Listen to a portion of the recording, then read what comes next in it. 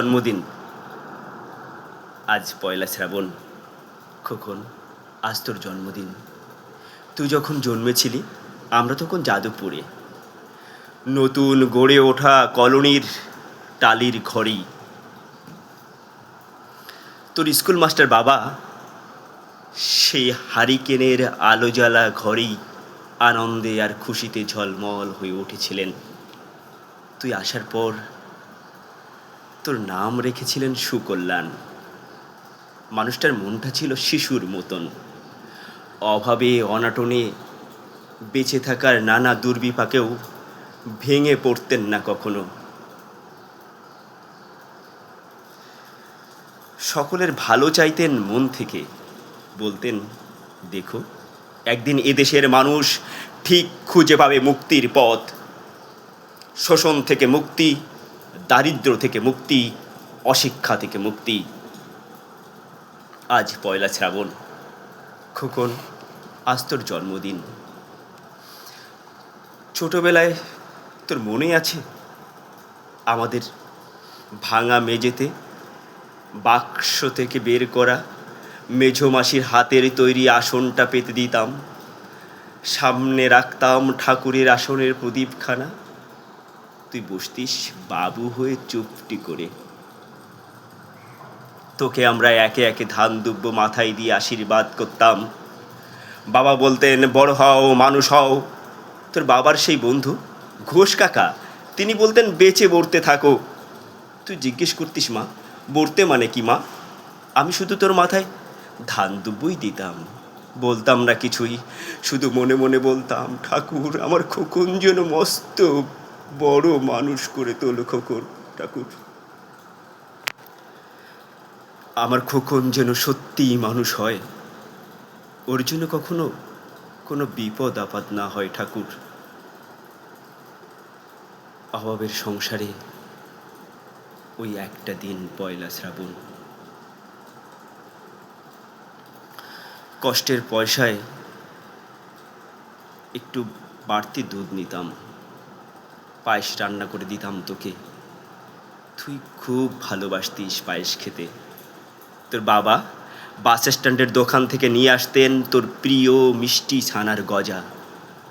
সামান্য স্কুল মাস্টারিতে কি আর আয় হতো, ঘরে বসে ছাত্র পড়িয়ে আসতো কিছু। দাও দাও অভাবের সংসারে সেরসদ পুড়তে সময় লাগতো না। তোর বাবার জামা সেলাই করতাম আর বারবার বলতাম, আসছে মাসে একটা জামা বানিয়ে নিও।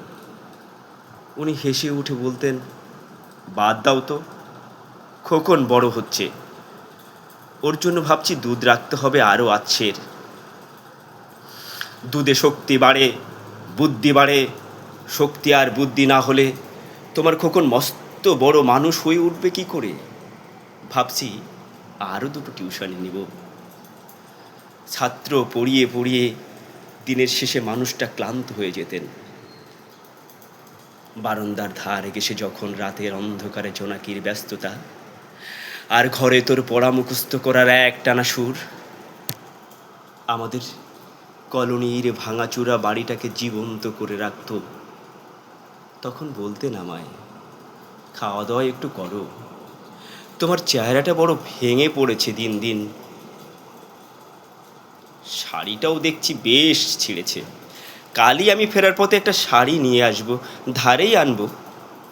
আমি বলতাম, ধুর, সামনে খোকনের উঁচু ক্লাস, কত বইপত্র কিনতে হবে, কত খরচ। উনি দীর্ঘশ্বাস ফেলে চুপ করে যেতেন। জোনাকিরা নিঃশব্দ অদৃশ্য আলোয় আলপনা আঁকত উঠোনের আগাছার ঝোপে। আভো সঙ্গীতের মতো তুই ভেতরে বসে পড়া মুখস্থ করতিস, ইতিহাস, ভূগোল, গ্রামার। ঈশ্বর আমাদের নিরাশ করেননি। তুই কত বড় হলি, সব পরীক্ষায় কত ভালো ফল হলো তোর।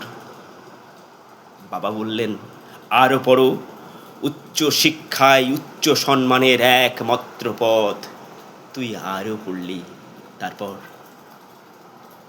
তারপর তোর চাকরি হলো কত বড় অফিসে, মনে আছে খুকো? কখন প্রথম মাসের মাইনে হাতে পেয়েই তুই কত কি কিনে এনেছিলি। তখন তো আমরা উঠে এসেছি শ্যামবাজারে, দু কামরার বেশ সাজানো গোছানো বড় ফ্ল্যাট তোর অফিস থেকেই দিয়েছিল। সেই বাড়ি, সেই ঘর, সেই ব্যালকনি, কত স্মৃতি, কত ছবি ওই বাড়িতে দিন। আশ্বিনের ঝড়ো বিকেলে তোর মনে আছে কখন তোর বাবা যেদিনটাতে চলে গেলেন মনে আছে? তুই বাবার বুকের উপর পড়ে যখন কাঁদছিলি হাপুস নয়নে। সদ্য স্বামীহারা আমি সেদিন তোর সেই অসহায় মুখ দেখে আরো বেশি ভেঙে পড়েছিলাম। তোকে বুকে টেনে নিয়ে ছোটবেলার মতো বলেছিলাম, কাঁদিস নে খোকা, আমি তো আছি। আজ পয়লা শ্রাবণ, কলকাতা থেকে অনেক দূরে মফস্বলের এক বৃদ্ধাশ্রমে আমি একেবারে একা খোকন। তোকে বড় দেখতে ইচ্ছে করছে রে, তোকে, বৌমাকে, ছোট্ট বিল্টুকে। তোরা এখন কত দূরে। ছড়লেগের মার্বেল বসানো ঝকঝকে বাড়িতে আজ তোর জন্মদিন। নিশ্চয়ই খুব বড় পার্টি হচ্ছে, তাই না রে খোকন? কত লোকজন, হইচই, খাওয়া দাওয়া, খুব ভালো, খুব ভালো। কখন আজ পয়লা শ্রাবণ। আমার বড় মনে পড়ছে যাদবপুরের ভাঙা ঘরে রাত্রে তুই আমার পাশে শুয়ে মাঝে মাঝে হঠাৎ খুব ভয় পেয়ে আমাকে জড়িয়ে ধরতিস। আমি বলতাম, ভয় কি রে, আমি তো আছি, মা আছে খোকনের। যার মা থাকে তাকে কি ভূতে ধরে? তুই নিশ্চিন্ত হয়ে ঘুমিয়ে পড়তিস আমার বুক জুড়ে। তোর আধুনিক সংসারে এই বুড়িটার একটু ঠাঁই হলো না রে। প্রতিমাও তো মা, ওরও তো আছে আমার খোকনের মতো কোল, আলো করে এক চাঁদের টুকরো। কিন্তু সময়ের কি আশ্চর্য পরিবর্তন খোকন। তুই বোধহয় আর পায়েস খাস না রে। তুই জানিসটা খোকন, আজ আমি সকালে পায়েস রান্না করেছি, হ্যাঁ, তোরই পাঠানো টাকায়। সারাদিন সেই পায়েসের বাটি সামনে নিয়ে বসে আছি এখানে, এই বৃদ্ধাশ্রমে, একলা ঘরে, আর কেউ নেই।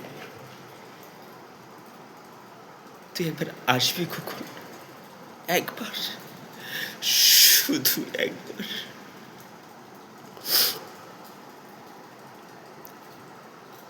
কি অসম্ভব সুন্দর একটি কবিতা।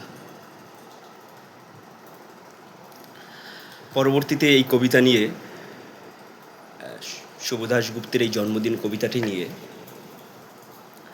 নচিকেতার বিখ্যাত গান বৃদ্ধাশ্রম। আসলে অধিক সফল সন্তানের মা বাবার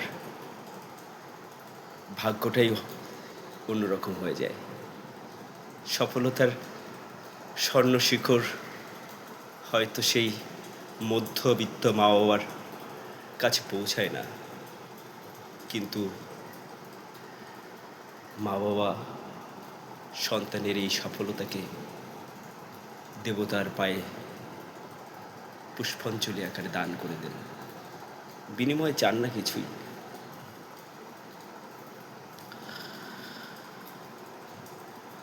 শুভ দাশগুপ্তের কবিতায় তারই প্রকাশ। সবাই ভালো থাকবেন, বাবা মাকে শ্রদ্ধা করবেন, খুব খুব ভালো থাকবেন। নমস্কার।